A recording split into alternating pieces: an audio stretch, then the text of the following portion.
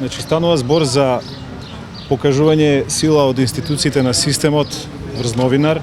Новинарот Кежаровски е уапсен во рамките на акцијата ликвидација, која што треба да предпоставува дека е дел од организирана група што ќе изврши организиран криминал.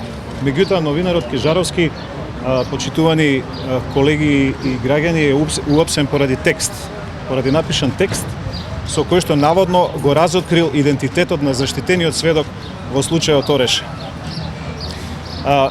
Според она што го откривме при нашите истражувања, видовме дека новинарот Кежаровски всушност пишувал текстови за јавниот интерес. А јавниот интерес бил дека полицијата во тој период всушност правела притисоци, луѓе од полицијата правеле притисоци да ангажираат така наречен измислен или лажен сведок.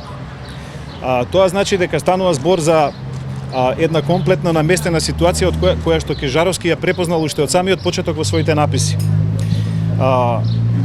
Со други зборови, сведокот, заштитениот сведок, бил лажен сведок.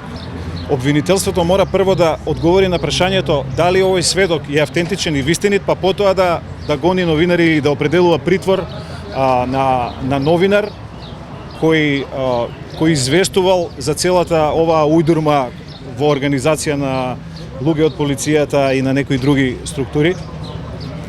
Но тоа не е направено. Понатаму, во моментот кога Кежаровски пишувал за заштитениот сведок и кога наводно го открил неговиот идентитет, заштитениот сведок не бил формално правно заштитен сведок, туку бил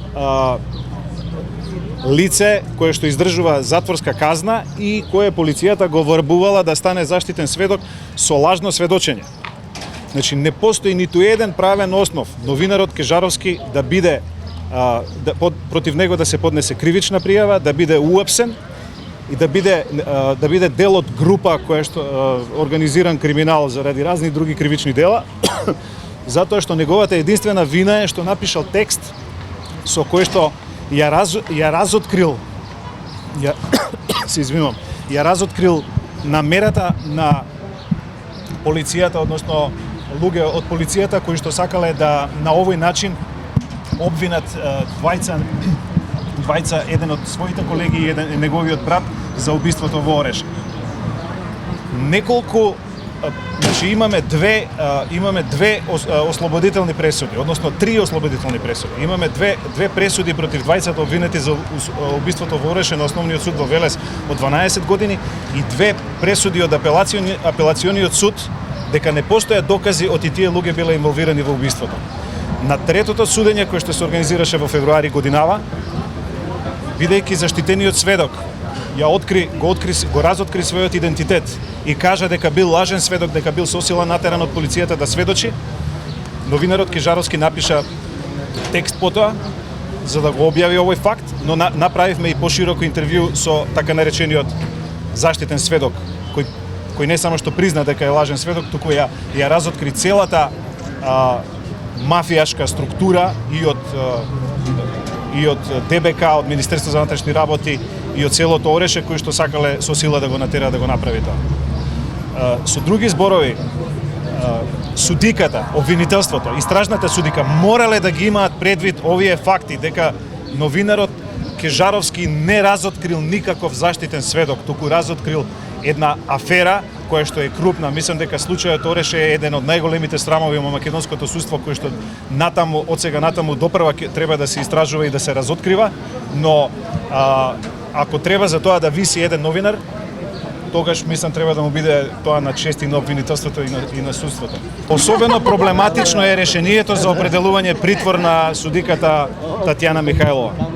Во решението за определување притвор се вели дека новинарот Кежаровски според два критериума заслужува притвор. Едниот е дека ќе бега од правдата.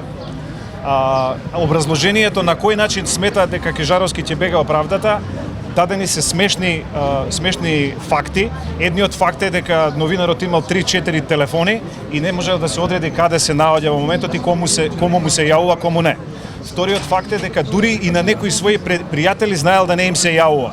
тоа значи дека многу тешко се лоцира и тешко може да биде достапен на правдата, што е скандал, затоа што самото Министерство за внатрешни работи со специјални сили му влезе дома и го пронајде. Кога сака Министерството секогаш може да ве пронајде. Постојат, се разбира, и други методи на обезбедување на лице кое што е осомничено за да дојде во судот. Вториот аргумент е влијанието не на сведоците, туку влијанието на други лица врз него. Делумно негово влијание на сведоците, но влијание на други лица врз него, и второ, влијание врз јавноста.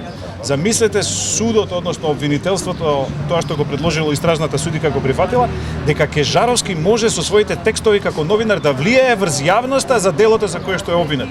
Мислам, тоа е скандал, затоа што тој е прецен новинар и тој го истражува овој случај уште од самиот негов почеток од 2005 година. Со други зборови, судот како да признава дека доколку Кежаровски истражува и натаму и копа по вистината за случајот Ореше, дека тоа може сериозно да влијае врз истрагата во врска со целата оваа група уапсена за организиран криминал. А што друго сакаме ако не вистина?